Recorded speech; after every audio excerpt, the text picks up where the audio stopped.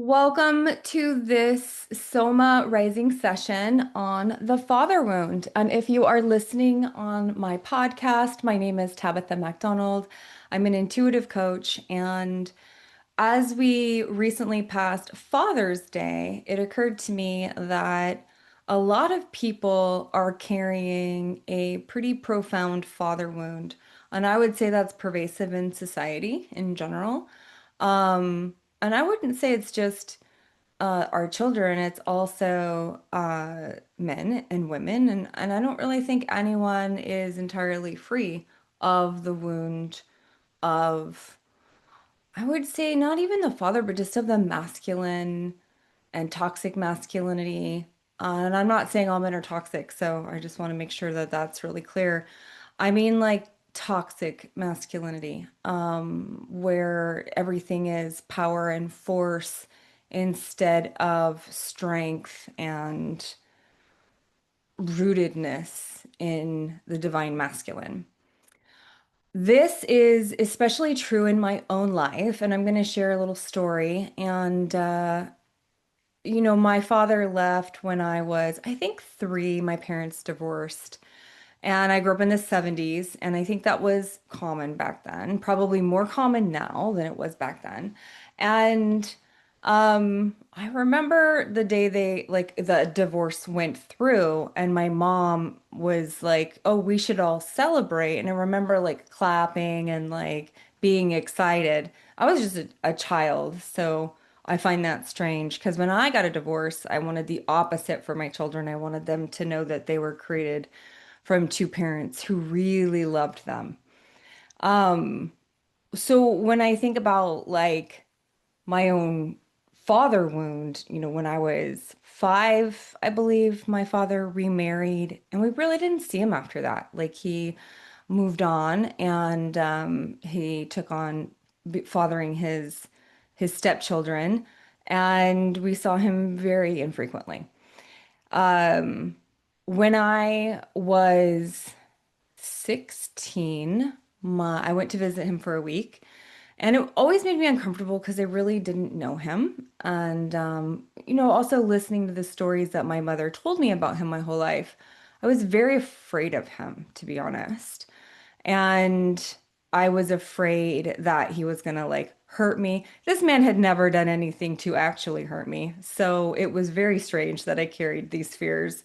I know a lot of it was the stories that she told me about him growing up. None of the things that I had witnessed, only the things that she had conveyed. And so, going to visit him for a week, I think it was before my senior year, I was 16. And when I came home from that visit, I actually kind of felt comfortable with him. Like, oh, he's not so bad. Um, and my mom, I don't know, this is kind of a hard story, but she moved while I was gone, and I came home to an empty house. And I remember pulling up, my friend Sadie had brought me back from the train station, and we pulled in and my house was empty. And the carpet cleaner said, "Oh no, those folks moved a couple days ago. They're not here anymore." And I just kind of looked at him like, "What are you talking about?" And that really sent me on an adventure I was not planning on at 16. I was homeless for a little while, and then my dad reached out and said, "Do you want to come live down here?" And I wanted to finish my senior year in high school with the high school that I went to. So eventually we figured out a system of me living in an apartment with my sister, who was not a kind human. And, it was just this like year of my life when I look back and I think, wow, I don't know how a 16-year-old survived all of that. And the reason I'm mentioning this on the father wound is because I blamed him for not rescuing me sooner. And then when he finally did come and pick me up, I was in bad shape. I was in really bad shape. I was had to drop out of high school. I couldn't find a job. I was starving because there was, no groceries or food. And I don't entirely blame him. I don't think I told him what was going on. I don't even think I knew what was going on because I was so young. Like I just didn't really, and I was just in so much trauma. And I was making horrible choices because I was a 16-year-old in trauma with no parental supervision. And it was not an easy time of my life. So when he did finally come and pick me up, I think it was must have been November of my senior year. And he said, you know, you've got two choices. You can either continue down this path that you're on, and probably be dead by the end of the year, or, you know, you can come stay with me for just a year and get your GED and go to a trade school. And I knew deep inside at that moment that that was one of those pivotal life moments where it was like, this is do or die, where you're either gonna like pull yourself from the ashes and rise strong, or you're going to create a life that's really, you know, built on a weak foundation. So I chose to go with him. And, you know, over that year or so that I lived with him, I had to like work through a lot of my abandonment wound issues from him because I did see him with his new family for the first time and I felt very jealous and I felt angry that he hadn't been there for me. And I also didn't know how to exist in his world because the world I came from, being raised with my mother and some pretty horrible stepfathers. I didn't understand his world. He was deeply religious and different than anything that I knew. So it was quite a shock, but also there was a lot of healing there because I finally got to kind of know him.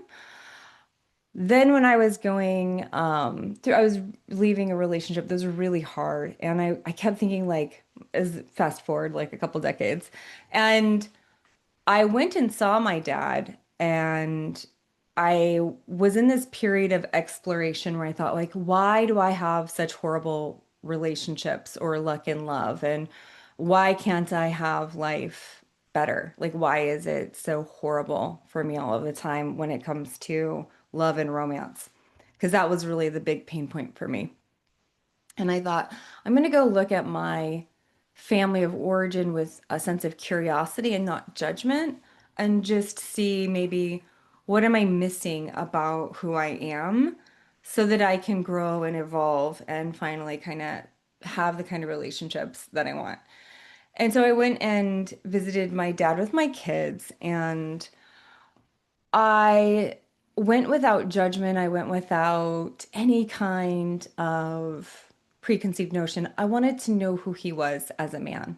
And it was really interesting because he was too busy. He was often too busy. And I just said, don't worry, I'm going to get a hotel and the kids and I are going to stay in there. We're just going to visit and you can come and have dinner with us once or twice. And so we ended up actually spending a lot of time together that weekend. And I learned a lot about him as a man and his life and the decisions he made and his childhood and his father's life. And I learned about him not as my father, but just as a man. And I think sometimes we forget that our parents are just humans who are doing the best they can with the skills that they had available to them. And my dad had the same experience. I think his dad left when he was little, and he was left with a stepdad. And I'm not sure about the ancestors before him, but in his line, men left. And that's just how it was. And I also have a lot of empathy for him because I know how my mom was. Like, I know a lot of the things that she did to control and manipulate the way that we saw him, and that he didn't really have any control over it because she did have so much influence over his two girls, which is sad because her manipulation and her destructive behavior, trying to hide her own lies and the things that she was doing to us, robbed him the experience of being a dad to his daughters. Like she robbed him that experience. So I'm sharing this story with you because one, I love my dad a lot. Like we have a lot of challenges. We butt heads a lot. But I love him and I also have a lot of compassion for the choices that he made in fatherhood. And also I'm also angry about it sometimes because I'm like, wow, I wish you would have saved me. I wish you would have come in and saved me from the environment that I was being raised in. My stepfather was a horrible man. And my stepmom told me later once that my stepdad even went to my dad once and said, you should save the girls from us. And I don't remember the exact story because she's passed now, but when I was like really unraveling kind of like what it was really like growing up with him, she did say, oh, I remember that he actually came to us once and said that. And so I got even more mad because I was like, wait a minute, why did you not come and save us? And I don't have any anger towards him about it because I really don't think he understood. My mom was very good at manipulation. I really don't think he understood the environment that we were being raised in. Because I think he was kind of under the same, you know, zone of manipulation that the rest of the world was. So, when we're looking at our relationships with our fathers, hopefully most of you don't have that kind of a story, but sometimes we carry that wound with us. And it might be that we didn't feel safe or protected in some way. And unfortunately, I think, especially over the last couple of decades, a lot of families have treated fathers as if they were just disposable. And I find that to be really sad. Or, women might have been very controlling, like in my family, and then the father lost that connection with his children. And I think that there doesn't need to be any blame when we explore this topic, but I do think we just need to acknowledge that the wound is there.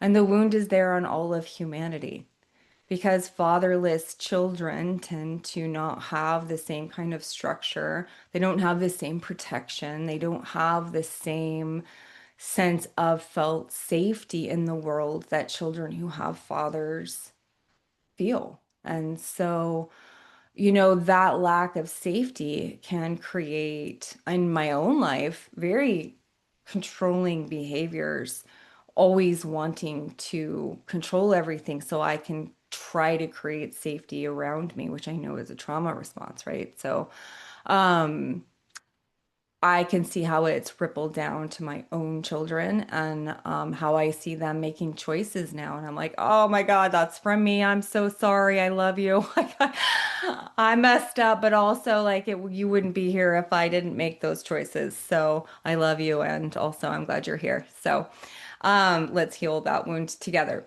So what I love about the Enneagram and what it has given to me is a map of things I need to look at when I'm not making the progress that I'm making.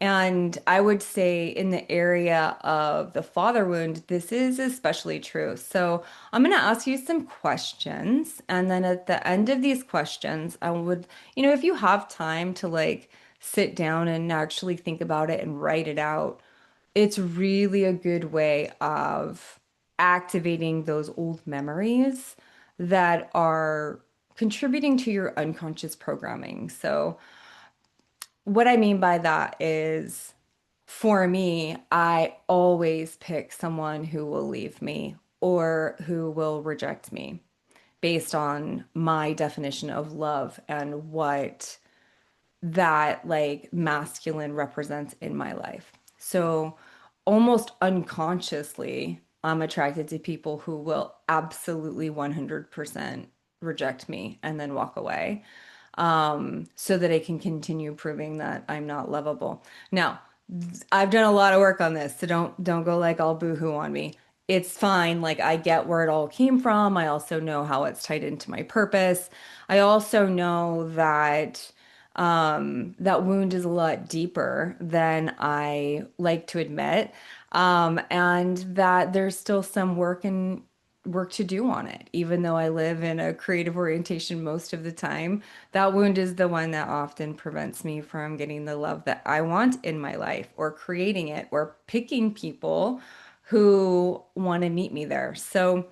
There's some great books on this topic. One is called Getting the Love That You Want, and it's really about how our unconscious programming prevents us from selecting partners that are going to be in alignment with our highest and best good because we're selecting from our wound, not from our path of highest potential. And then we get mad at them for being exactly who we picked. So, there's some really great books on that. I have a program on it. I'm writing a new program, or I'm reinventing an old program that I wrote called Heartbreak 911, to help you heal the wounds of narcissistic abuse, or abandonment, in order to get the love that you want. So I'll put some more information about that program that's coming up. And also, now I'm just going to invite you to like maybe take out a journal and do some writing and reflection. Now, we all have a predominant personality type that is our main personality, and that's your Enneagram number. Like I'm an Enneagram 7. And we all also have all parts and aspects of all of the other types. So even though I might be asking a question about a different type, I would recommend that you consider what aspects of you that might incorporate. For instance, as a 7 has no direct link to a 4, but I would say a lot of my shadow has been in the 4. And looking at like the sadness and the pain that I was ignoring, which is kind of the 4, which is the opposite of the 7, which likes to live in that sadness and longing, helped me realize where a lot of my unconscious patterns were. And then, so I'm just going to invite you to listen and to think about all of the questions, not just the ones that are, relevant to your Enneagram type. And then, we're going to do a wonderful release exercise at the end of this. Now, if you're in Soma Rising or Soma Tribe, my membership, I'm going to put a full, beautiful Kuan Yin healing the father wound journey that includes ancestral healing, inner child, shadow work. And if you've been in my membership, you know that those journeys are really beautiful and I like listening to them myself. But I will be putting that up later. I just wanted to create this exercise so that you have a tool to come back to and really examine like where is this wound coming up for you and how is it impacting your relationships, your wealth, your purpose, success, your health even, and your ability to fully embody your path of highest potential where you're just allowed to have it all. And a lot of people have these unconscious programs or contracts written with their father that say, I'm not going to have more success than you so that you never feel like a failure. Or I'm not going to know love more than you know love so that you won't ever feel like you were the only unlovable one. Or I won't know the love of, this type of person so that I never have to change the way that I see you. And there's so many interesting unconscious programs and contracts that we write with our parents. And sometimes those are the things that just need to be looked at so that we can move forward in our life to create what we want instead of what we know. And with that, I'm going to invite you to just pull out a pen and a paper. And we're going to go through some of the Enneagram types, and I'm just going to ask you a few questions and invite you to think about things in a new light. So the Enneagram, for those of you who don't know, is like your soul's emergency backup system. It's the coping mechanism that we developed as children to survive unmet needs. And it's like this map to our unconscious, to our agenda, like our personality structure. There's nothing wrong with it. Like your soul literally picked the exact life that you had so that you would become that. Like whenever I compare gene keys to the Enneagram, they're almost always very similar, like the shadows and the strengths and all of the different things. So let's talk about type 1, the reformer. The father wound pattern was often experienced as critical, rigid, or emotionally distant father figure. And they may have felt only conditionally loved when they were good or morally upright. So in love, this tends to show up with partners that they can fix or those who meet high internal standards. They may attract partners who reinforce a sense of duty, or criticism. And the question I have for you is in your life, like, are you attracted to, and this could be friendships, this could be your intimate relationships, are you attracted to people that you can fix? Are you always looking for ways that they can improve? And are you setting them up never to meet your internal standard of partnership or any kind of relationship? This could be your boss, this could be anyone. And where in your life are you doing that? Maybe it's with your children. Maybe it's with yourself. We'll usually see it first with the relationships that we have with others. And then the invitation for you is to let go of the perfection as a path to love and embrace softness, spontaneity, and the idea that you are worthy, even when imperfect. The Enneagram 2 is the helper.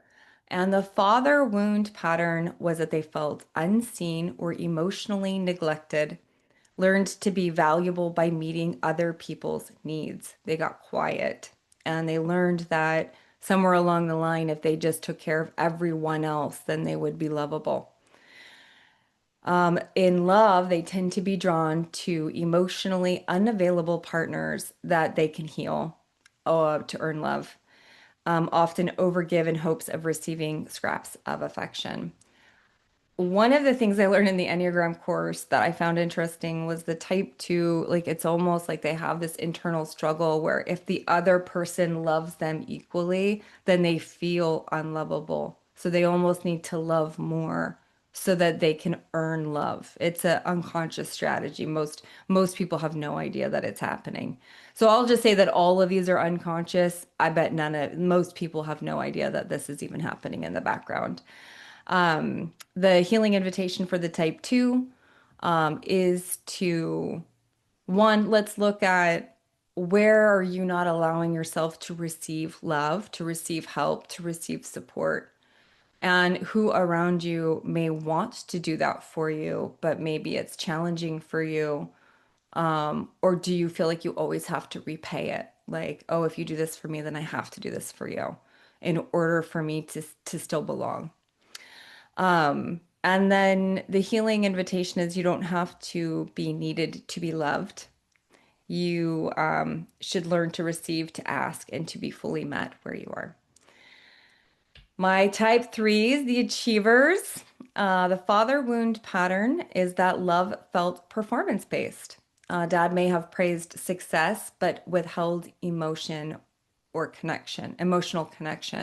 A lot of the time, these kids were only ever rewarded by success.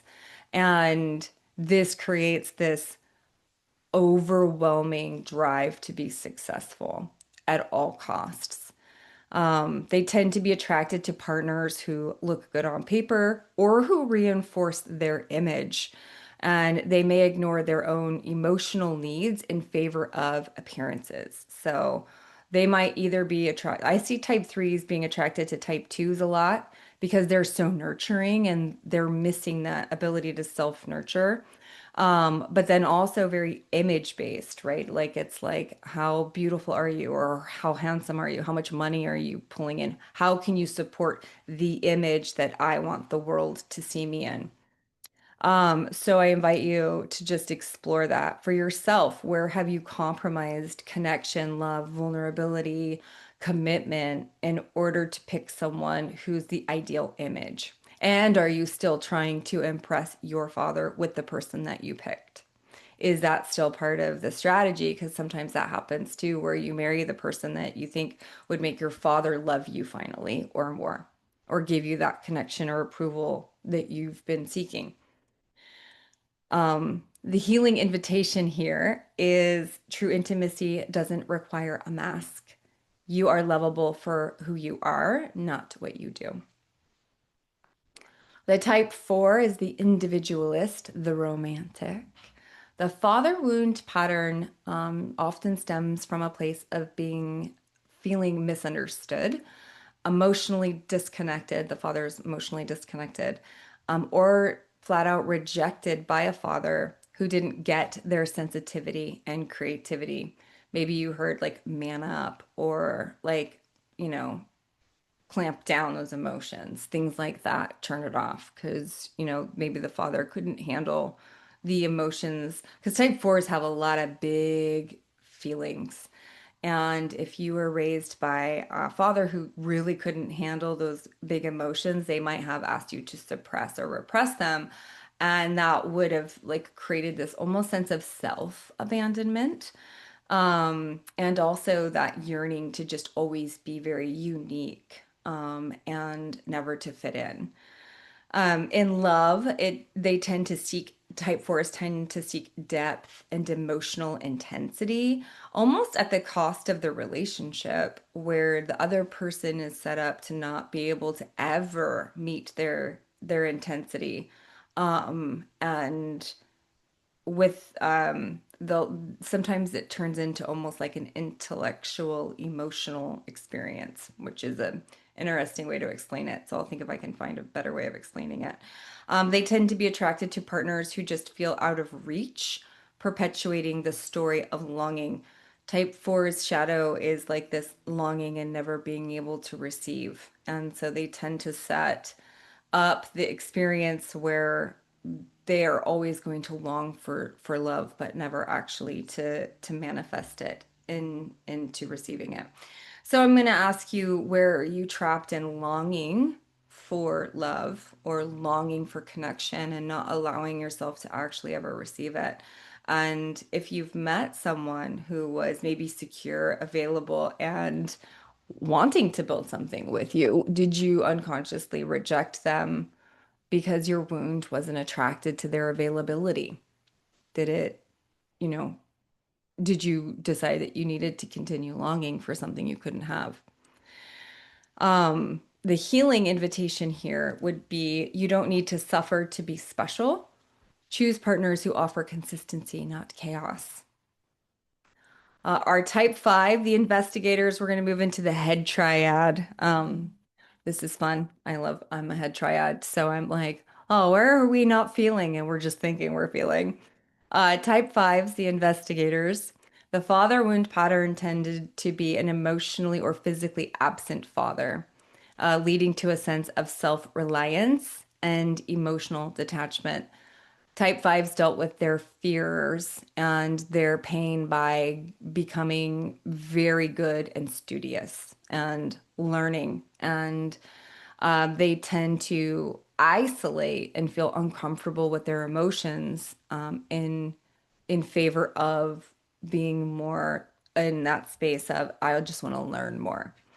In love, they may choose emotionally low demanding partners or remain in the realm of the mind.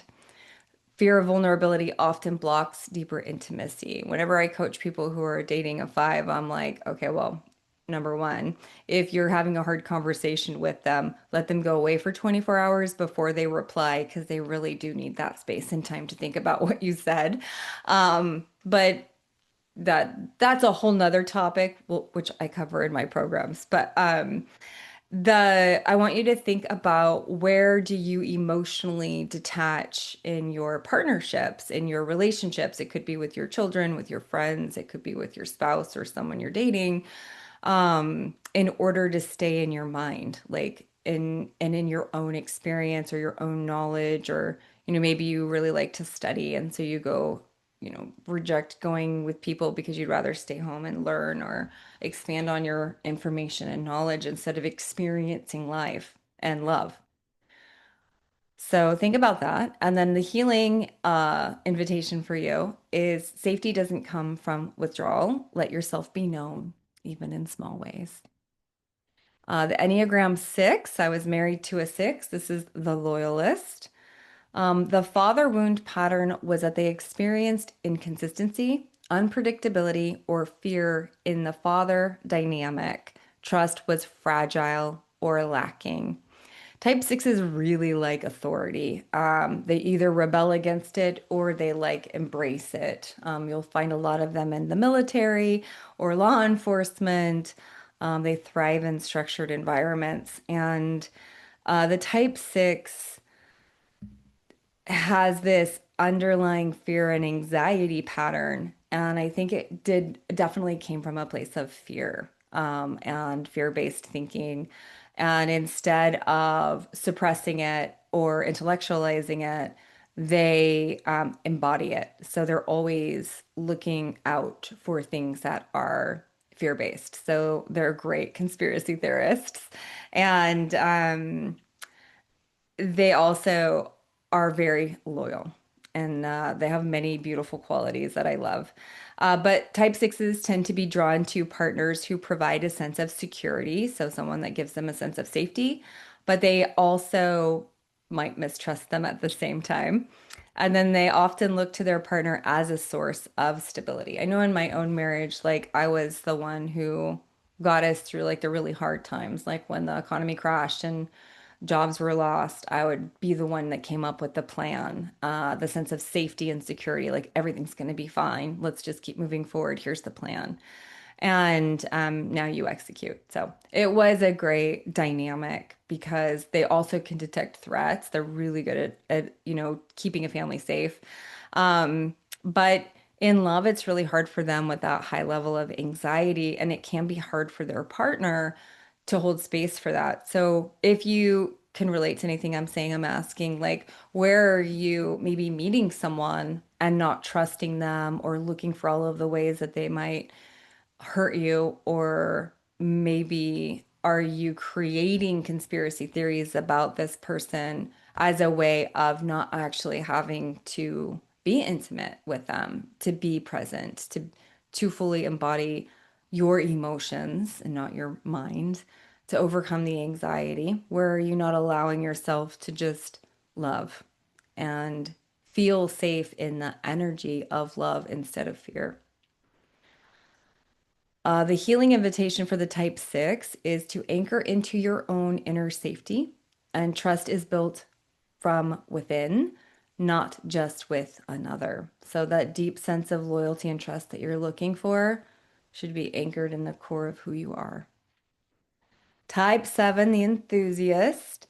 We may have had a distracted, absent, or emotionally unavailable father, leading to a sense of avoidance around pain. Type sevens tend to create fantasies about people in order to deal with the brutal reality of what was going on. So they're the most likely to have created a fantasy vision of who their parents were in order to deal with really painful truths. Unfortunately, this pattern goes into your adult relationships with yourself, with others, with the world around you. It is one of the greatest gifts that we have is to be able to see the positive and the highest path. It's also hard when trying to reconcile when someone's being mean to you or when they're not acting in your highest and best good. So, my question is there a place in your relationships? It could be the one that you have with your partner or someone you might be dating, interested in, or even like a work relationship or the relationship that you have with your kids or yourself, where you've created a fantasy of potential instead of actually meeting them where they're at. Is is that playing out in any of your relationships? And what are you avoiding looking at in the truth of who these people are? What is it that you're afraid to see? But mostly, what is it that you're afraid that will mean about you? Because type sevens tend to have a lot of self-reflection and they think a lot of other people's behavior means something about them. And usually it's a deep fear of rejection or being trapped in pain. So look at the relationships that you have or you've had and say like where did the fantasy not meet the reality and what was I unwilling to look at? Type sevens turn red flags into green flags on the fly. When I was taking an Enneagram and relationship course, I was like, well, that sucks because I do that. I turn a red flag into a green flag faster than I even can like process in my own head. Because of the way I was raised. Like when you're raised by people who do not nice things to children, you have to turn that not nice thing into something positive as you're going through it. Otherwise, I think it would just destroy you. So there's a reason behind it, and it served a purpose. And when we do inner child healing work, like that's the parts that we work with. But we have to be willing to look at where is the fantasy not matching up with reality, what's real, not what we perceived that was possible. The healing invitation for the type sevens is your joy is real, and so is your grief, and it won't kill you. To process it and let it go. You don't need to outrun the pain to find love that lasts.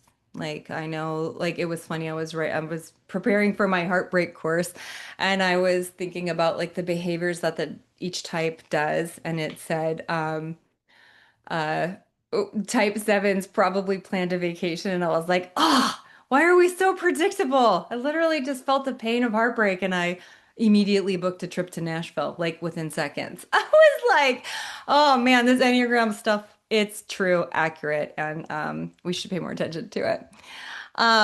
Type eight, the challenger. The father wound pattern may have been experienced as control, conflict, or just outright emotional neglect, leading to a survival mode of strength and self-protection. And then in love, they tend to be attracted to partners they can't fully trust or they have to dominate. And they may struggle to soften or show vulnerability. So type eights tend to like to fight, and so they like to create arguments and play that way. That's how they love. Like I have a whole course on the Enneagram and love, and like this is part of the way that they show love. And it's funny because they're often attracted to type twos, and type twos are like, but that's not how I feel love. And I'm like, yeah, but that's pull out your eight and maybe they can find their two and you guys can meet in the middle.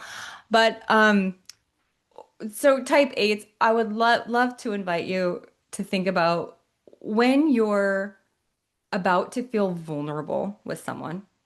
And it could be yourself, it could be, a coworker or someone that you live with or love. Do you start a fight with them in order to maybe put a little wall up of that vulnerability? Do you create an argument or engage in combative conversations? Um, and why? Like, what is the intention behind it? And there's nothing wrong with it. Like, I understand the personality well. I'm a seven with a strong eight wing. So I understand it well, but I would just ask, like, to invite you, like, where are you creating a conflict where one doesn't exist? And how's that working out for you, my friend? That's what I'm gonna ask. How's that working out for you? Um, if you said well, then I'm going to invite you to come and do my love course because it's probably not working out as well as you think. Healing invitation is strength is in surrender, and letting love in is the bravest thing that you will ever do, not conquering the planet.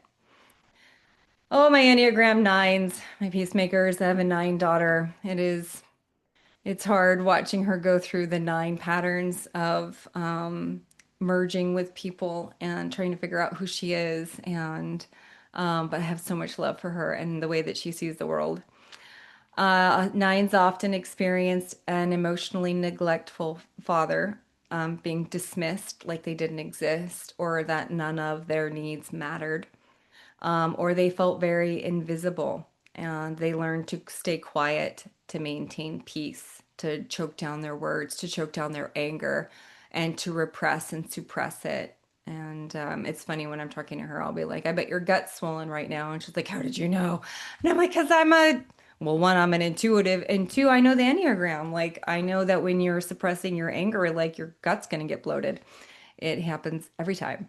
And so also, you know, I think it comes from I'm gonna just play dead until the storm has passed is kind of like what I see the nine doing, where they almost become narcoleptic to life in order to avoid conflict because conflict was so big for them. And usually it was like this just fear of the masculine energy around them.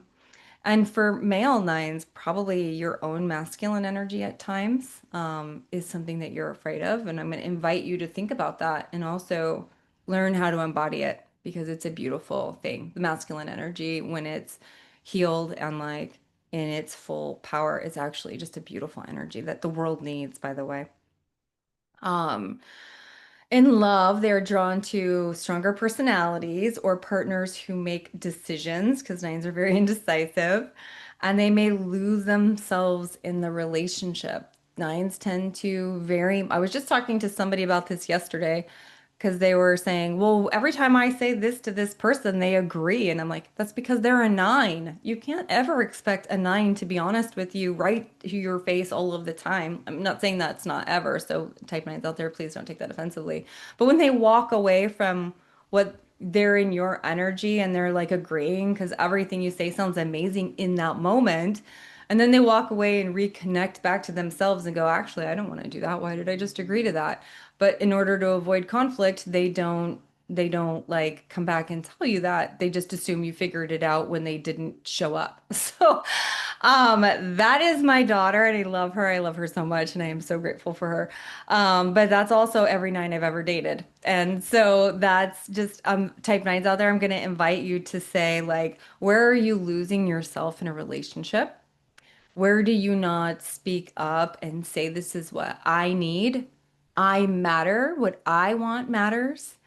And where are you also not giving yourself space to be with someone in their intense energy? And then say, also, give me a moment to think, and I'll come back and answer you later. Or where maybe are you people pleasing in your life? And this goes to everybody, and agreeing to something that you really don't want to do, and then being angry about it, and being mad at the other person for forcing you to do something that you didn't really want to do in the first place. Um, and where are you staying quiet in your life to maintain peace? Where are you not speaking your truth? It's important that you recognize that and learn the skill of speaking up and feeling safe and asking for what you need. And that's true for everybody, not just nines. Um, the healing invitation specifically for the nine is that your voice matters. Love doesn't mean disappearing. It means being fully seen for who you are and what you offer and what your needs are, and just being loved because you deserve it, being adored. So with that said, hopefully this gave you some insight into the different types of personality structures and the different woundings.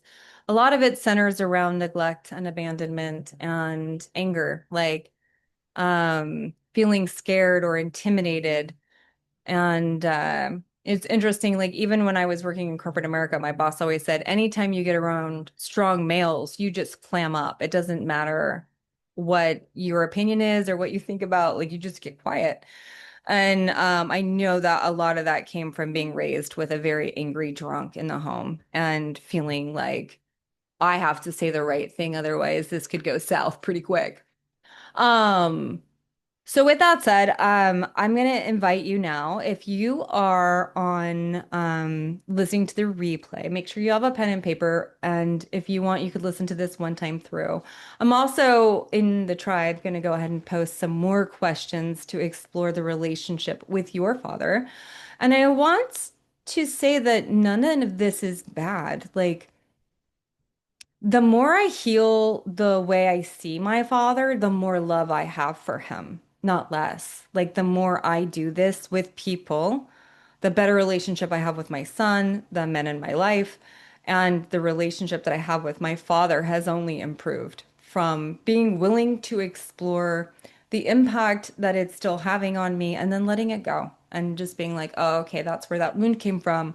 But now I can like release it and decide how I would like it to be instead. So with that, we're going to go ahead and do this really cool process called a perceptual shift. And I'm going to invite you, if you're driving, you can just listen along. We're going to work with your superconscious. So anytime I do superconscious work, and I tell people this because they're like, I don't have time to meditate. And I'm like, oh, that's why I created my meditation library the way that I did, because you can listen to it while you're out walking.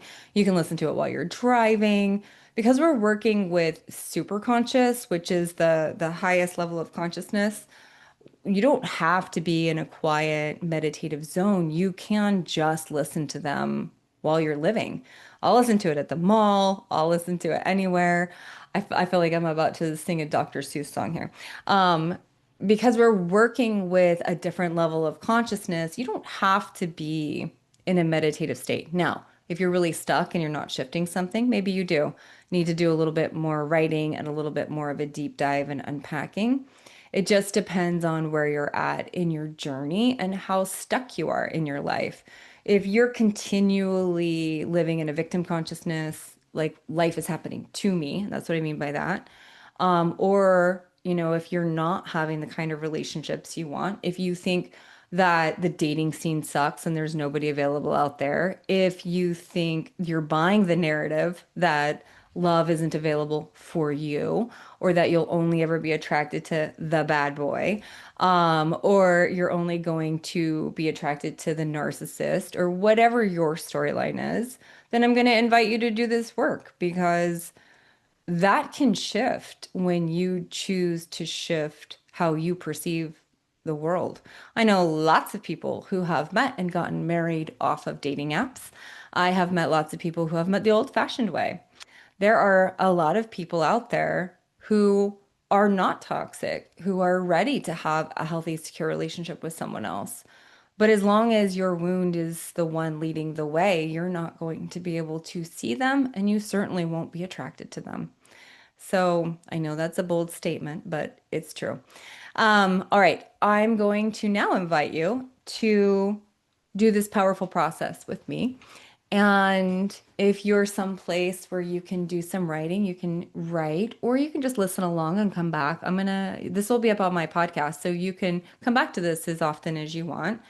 And you can, if you have a stepfather or another masculine energy who is heavily influencing your life growing up, you can also use it with them. And it might help you uncover some of the other wounds that have prevented you from having the kind of love you want, the kind of success you want, the kind of purpose, fulfillment, health, even all areas of our life are impacted by the unconscious program that was created when we were young.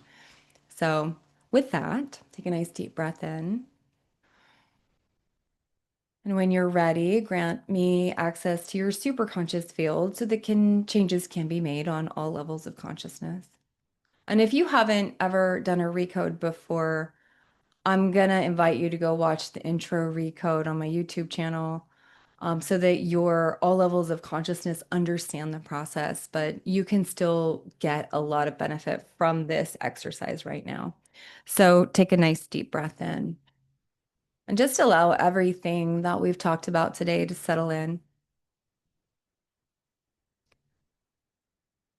And just give yourself this space, this time to think about something that you want that feels stuck in your life. Maybe it's the relationship that you have isn't the way that you want it, or maybe you're single or recently heartbroken. Perhaps your career isn't going the way that you wanted, or money isn't flowing with the ease and grace that you would like. Maybe you feel burned out or unhealthy. Perhaps you're battling an illness or disease and you don't understand why this keeps happening to you. Perhaps it's, maybe the relationship that you have with your own children or just yourself. Where do you not feel empowered in your life? In what area? Is it your home or work? Allow yourself to come up with one area of your life today. Now, sometimes people want to focus on many. Today, I'm going to invite you to just focus on one. Pick the easiest one if this is your first time doing this kind of exercise. Like maybe you want to lose a little weight or go on a vacation, but you can't seem to get the money to do it. Or perhaps you're being really impacted by the current political environment and you're really fired up about it. Doesn't matter. Pick one. And once you have it, maybe write it down. What's the problem that you're struggling with? And it doesn't matter right now if you know how this is linked or not to the father wound or the masculine wound.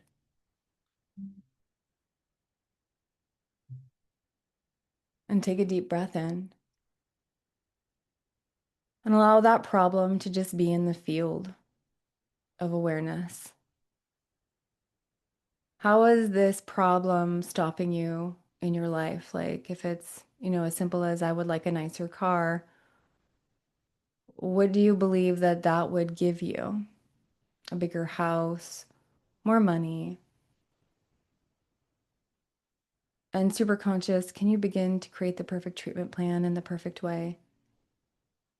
Aligning all parts and aspects with a solution that's of the path of highest potential in all areas of life.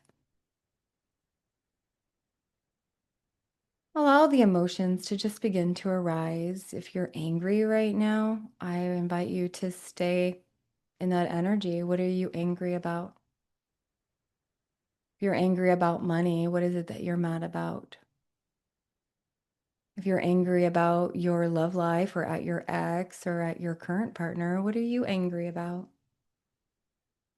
Just allow yourself to let those thoughts, emotions, the sensations in your body to arise. How could life have been different if you didn't have the upbringing that you did?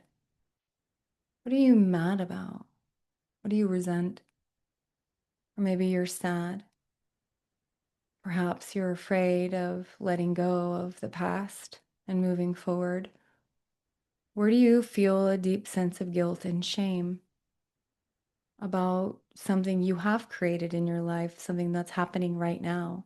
Maybe something that you didn't create that's just happening to you. Allow all of that to just be in your field now. And take a deep breath in.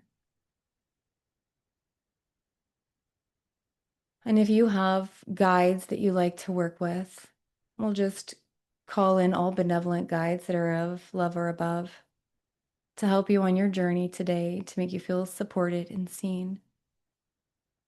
Commanding that any energy that isn't love or above leave your space now, so that you can only receive the information that is of the highest and best good for you in this moment in time, not needing to remember the trauma of your past, simply to understand the emotional imprint that it left in your field, so that your superconscious can treat it all where it lives in space and time. For we are only working with the energy, the imprint, the impact that it is having on your life today. So now I would like you to imagine, if you could imagine, that you're walking in a beautiful forest.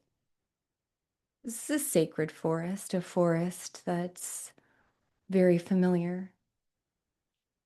And just breathe in and breathe out. And look around and notice the forest around you as you just choose to become more relaxed. Notice the trees and the sky, the blue sky above you, radiating warmth on your skin. And notice the clouds rolling by, inviting you to be present, to be here now, to relax, to feel grounded, supported by Mother Earth in the present moment. Knowing that you do not need to go on this journey, you can hit stop now. It is only by your free will that you choose to explore some of these wounds. But I invite you to check in with yourself. Does this feel safe for you now? Or should you hit the stop button and come back to this at a time that's more important? Or could you just ask your higher self to make sure that only information that is relevant to creating a life you love come through today? Nothing else and nothing more. Just a small fragment of information that will help you move forward and take a step towards the direction of your highest potential. Because that is always an option. To put pain into a smaller container, to process it in a way that feels safe and comfortable to you. Remember that you are always in charge of your reality, including your journey of healing and your journey of remembering who you are a journey back to your higher self. You're the captain of the ship, and don't ever let anyone tell you otherwise. And take a deep breath in. And notice on the forest path in front of you, there are some downed trees. These trees represent old pain, old trauma, old memories, maybe from this lifetime or a past lifetime. And with the help of your superconscious, it just dissolves those downed trees. No need to remember, no need to re-experience or harm the main personality. It just simply dissolves the pain, the trauma, the emotions that have been trapped in your field so that you can walk forward in life with more strength, courage, and authority, with love and freedom. Superconscious, do you understand the metaphor we are using today? Thank you. Now, as you walk down this path, you're starting to feel a little bit lighter, a little bit more curious, more open. That's right. That feels better, doesn't it? To feel more curious, more empowered, more open, more curious. Make your curiosity a little bit stronger now. If you could be more curious, what would that feel like if you were allowed to be even more curious about this journey today? A little excited to release something that's no longer serving you, to be free. Breathe in and breathe out, and breathe in and breathe out. At any time you feel uncertain, simply place your hand on your chest and say, I return to me now. And I invite you to be grounded, be present, and be in choice. So breathe in and breathe out.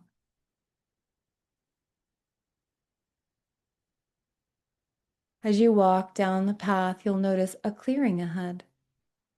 This is a beautiful, sacred clearing where souls come to resolve energetic conflict between one another, to release old hurts, old pain, so that they can move forward in compassion and forgiveness. And breathe in and breathe out. In this clearing are small, tiny purple flowers, and you notice them blowing in the wind gently. And as you step into the clearing, you feel the divine protection of higher consciousness all around you, knowing that this is a sacred, safe moment that your souls had already determined was going to happen. Before you, you see 3 chairs, and you sit down in chair number 1. In chair number 2, directly across from you, we invite your father or the masculine energy that needs to be released today from your field so you can have healthy love, money, health, success, whatever it is that you wrote down. We see the father come in. However, it shows up for you today. Perhaps it's your actual birth father, perhaps it was a step parent or another masculine that simply had an impact on your early childhood development. Don't try to control it, just allow them to sit in the chair across from you, knowing that you are completely grounded, safe, and protected. How are they showing up today? What do they look like to you? And maybe just write down a few notes. How old do they look? Is it this lifetime or another lifetime? Perhaps it's a grandfather or a brother who's sitting across from you, and how do they look to you? How do you feel in your body looking across at them? What does it feel like in your body? And breathe into it, that area of your body. Breathe light into that area of your body. Superconscious, please treat all body systems that are holding on to fear, holding on to trauma patterns, holding on to pain. Please treat and do a massive change history. Please regulate the nervous system.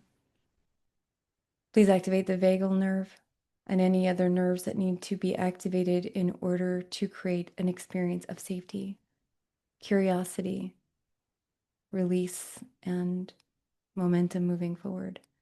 Yeah, superconscious, do you see that in the field? Yes, please treat that and do a massive change history and everything else needed. Thank you. Now, as you're looking across and you know you're safe and protected, maybe put an invisible wall between you, an energetic wall, so none of their energy can come through. What are they wearing? What is their body language like? Do you notice a smell, a symbol, perhaps a bird or a boat, something? Notice the fear in your chest and allow it to be there. And notice that you can put your attention there and ask your superconscious to start dissolving all unprocessed emotions that are trapped in your physical body, your emotional body, your mental body, and your energetic body. Take a deep breath in and out.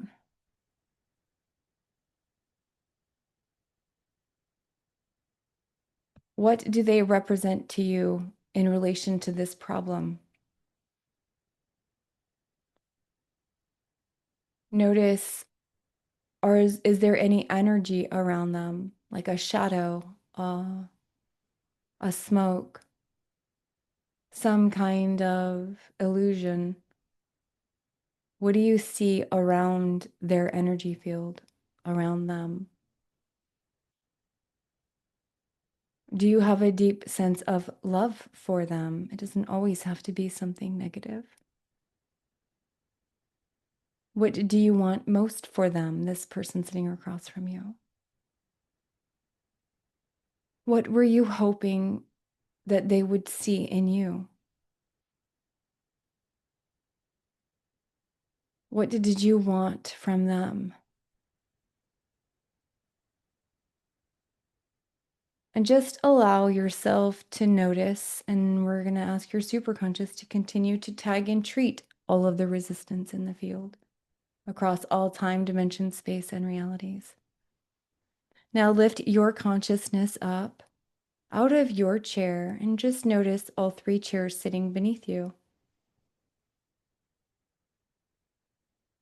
The third chair is your superconscious, and this is the chair that will be creating a treatment plan and coming up with a resolution for you today. Now drop your consciousness into chair number 2 and breathe through the lungs of the masculine figure that showed up today. See through their eyes and settle into their body. And look back at the version of you sitting in chair number 1. What do they see? What are they experiencing looking at you? Is it shame, frustration, or something else? Superconscious, please treat all of that and do a massive change history and everything else needed. Please treat the anger, the hate, and the burden. Please treat across all time, dimension, space, and realities. Look back at the version of you staring at this masculine energy. What were they getting from you? What did they take from you? How did they see you? It might not have been as a child. They might have had distortions that saw you as an adult. They might have felt weak or controlled by something outside of them, like a substance. What was it that's controlling them and their perception of reality? Superconscious, please treat all entities. Please treat all addictions. Yeah. Please treat all karma. Now lift your consciousness up and hover it above the circle again and notice that there's a lot going on in there. And now drop your consciousness into chair number 3, into your superconscious. Let go of everything and just see between the space. There are two souls sitting across from one another. There are humans entangled in a contract of some kind that is no longer serving them energetically, mentally, emotionally, or physically. What needs to shift that they cannot see?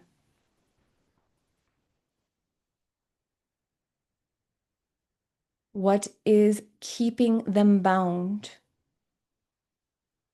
that is no longer serving them? Superconscious, do you understand the instructions? Yes. Please identify all of the things that need to shift today, creating the perfect treatment plan in the perfect way. Yes, please treat all of that resistance in the field. Please treat family contracts. Please treat all DNA, body systems, energy systems.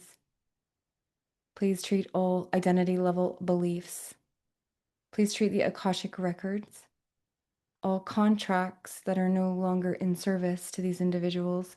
Please complete those contracts where they exist in time and space, marking them complete. If the lessons have been integrated and learned, please treat all of the pain across all lifetimes. Superconscious, do you see these two souls just entangled life after life trying to resolve this pain? Can you please treat all lifetimes,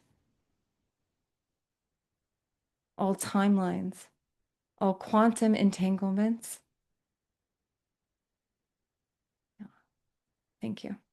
Please treat and do a massive change history, treating it with peace, compassion, and love. Please treat the wound of narcissism, the wound of codependency. Please treat the wounds of aloofness, of chasing and never receiving. Please treat the wounds of the masculine, the wounds of the feminine, all the way back to the beginning of this line, across all time, dimension, space, and realities. I surrender. Breathe. Now lift your consciousness up out of the superconscious and back down into your chair, chair number 1. Breathe in through your lungs and see through your eyes. Feel into your fingers and toes. And look back at the masculine who showed up today, your father or another male. Have they shifted? Do you see them differently now? Notice your body. How does it feel different, or does it feel the same? Superconscious, please treat the sadness, the grief, the longing. Please treat all fear patterns. Please treat all shame and guilt, the anger. Please treat all part-time personalities that are ready to integrate into the main personality so that you can have more love, more peace, more flow in your life. Please treat with presence and patience and kindness. Kindness made you kind. The wounds of the ego have kept you separate, have kept you hurting, have kept you alone. Not your higher self.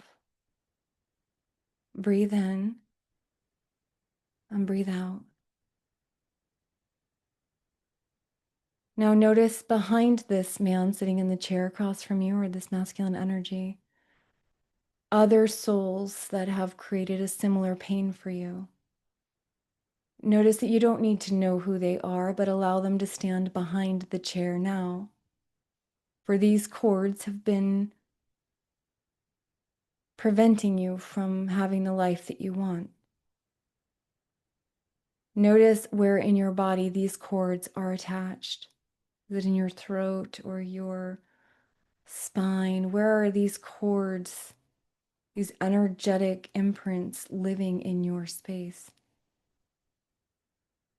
And now we're going to invite Archangel Michael to come in. And when you're ready,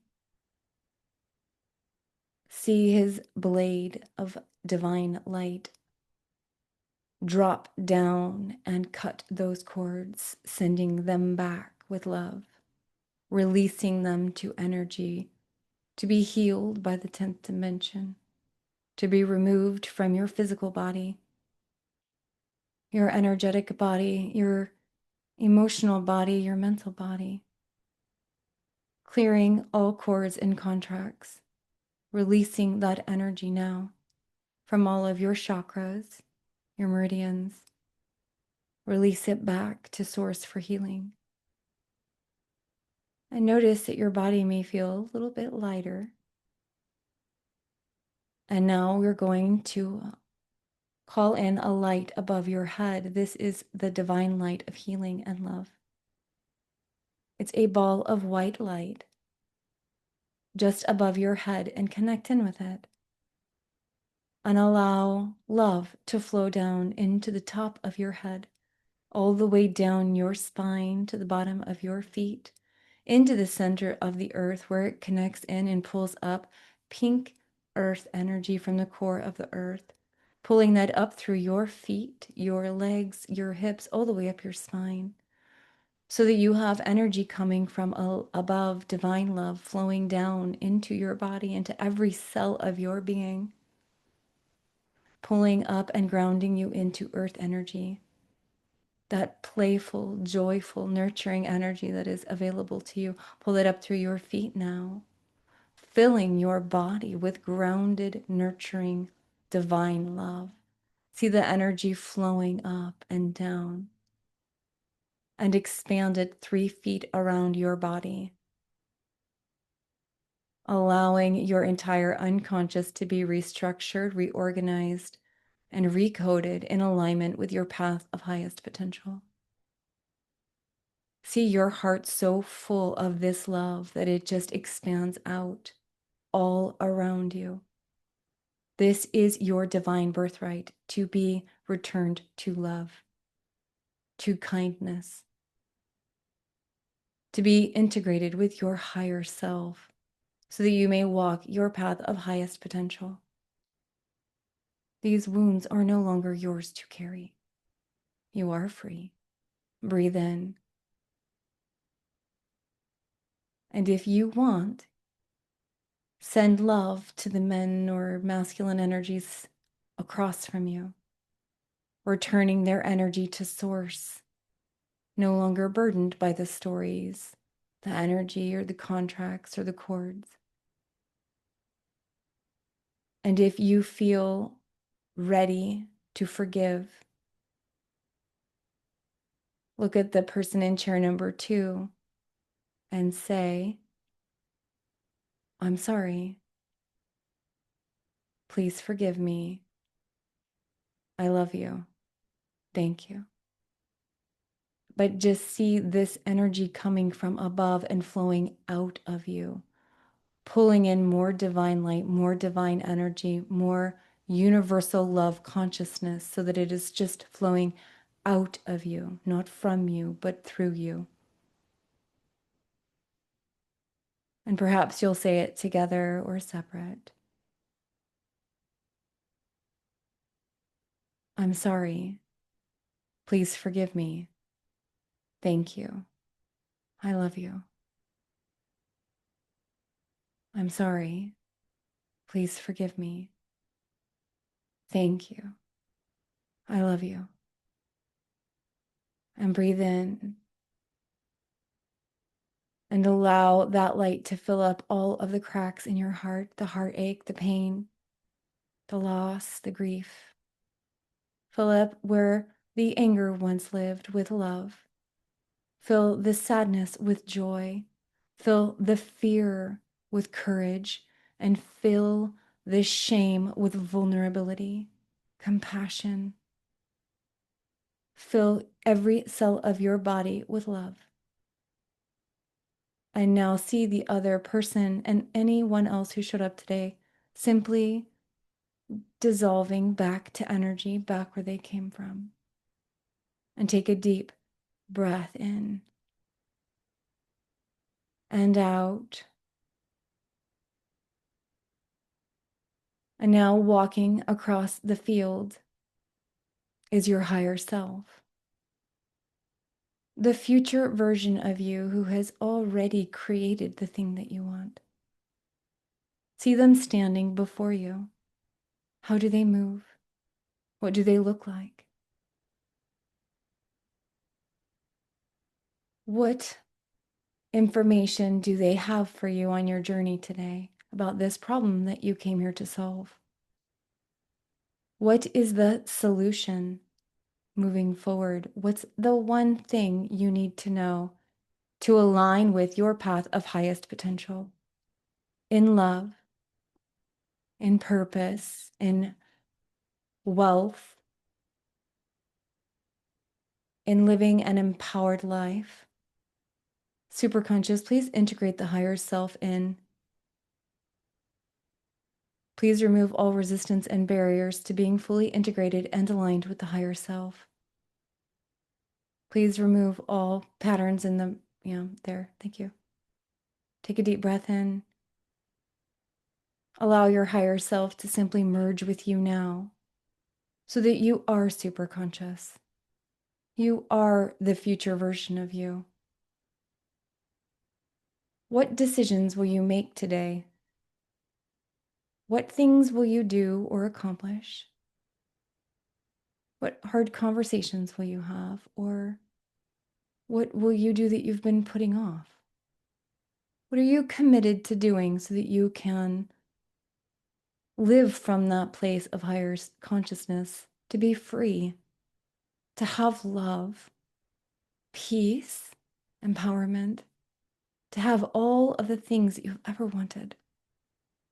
What are you going to do today to simply be this new version of you? Take a deep breath in, maybe put your hand on your heart and give yourself intense gratitude for being brave and going on this journey today. Superconscious, please ground all memories we have touched today, including memories 1, 2, and 3, and return them to the matrix of the universe. You see yourself standing in this field, knowing it's time to return to your life, to return to your day.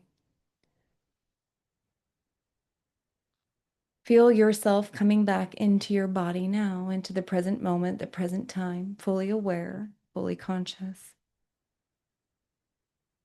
Perhaps you should just tap on your chest, bring yourself back into your conscious awareness now. Take a deep breath in. Bring your awareness back to your body now. Feel the weight of your physical form. Feel your feet connected to the earth.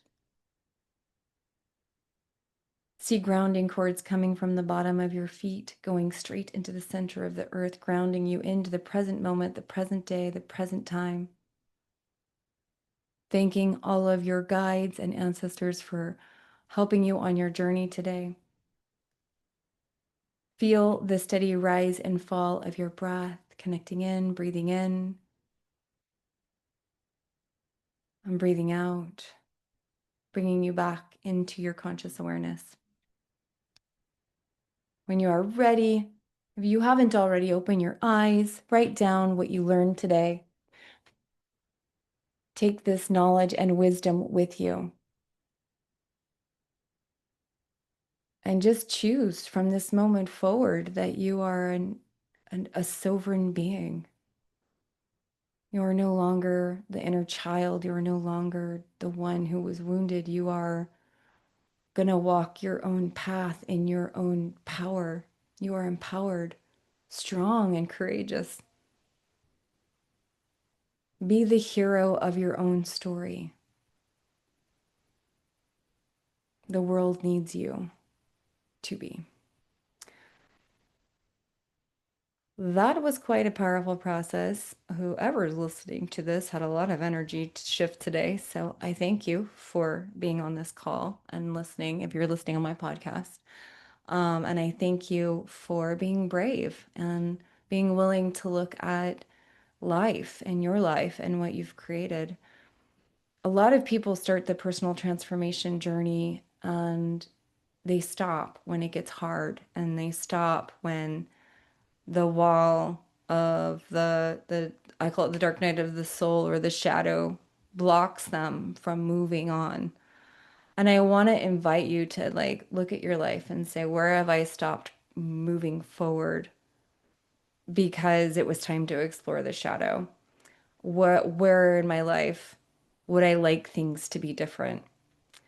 And also, what do I love about my life? What do I love that I got from my father? Oh, I could give you a list. I like my blue eyes, my like my height. I look like my Aunt Sally. There's so many things I love about that I got from my father. My loyalty, just my commitment to like love and to loving people. I definitely got from my father. So, and my hard work ethic and knowing that things will work out. And there's just so many gifts that I got from him in my life. And we never want to dismiss the beautiful things that we also got, right? Like sometimes we have to look at the hard stuff, but there's so many beautiful gifts too. And then why did your soul pick him to be your dad? That's always a great question. Because there was a reason, an experience that he had to give you that was necessary on your soul's path. And those are bigger, deeper questions. But when you're ready, come join us in the tribe if you're interested. I have a membership where we explore this type of stuff and also other really cool, fun stuff. It's not always as heavy. Every week or twice a month, actually, we have calls twice a month. And also where you get to learn to develop your intuition and integrate with your higher self and your path of highest potential. Thank you so much for being on this call today. Now, if you're a Summer Rising member, I am going to record this in a beautiful journey with Kuan Yin, much like the other journeys, and really like it's going to include a lot more ancestral healing, and it's a really beautiful journey. I'll probably publish that by Friday.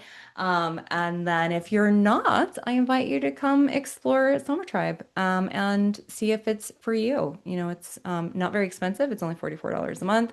You can cancel anytime. There's no long-term commitment. But this is one of the things that we do, and I have a whole library of healing processes in there that help you shift your consciousness and to align with your higher self. We would love to have you in there. I would love to have you in there. And yeah, I hope you enjoyed this today. And if you did, and you can think of someone who might also benefit from healing this wound, please share it with them because I think there's a lot of people walking around with a father wound that is not serving humanity. Like it's just not serving humankind anymore. These wounds need to be healed so that we can move on as a society. All right, with that, much love to you and thank you for your time. And I look forward to possibly seeing you in the future. Take care.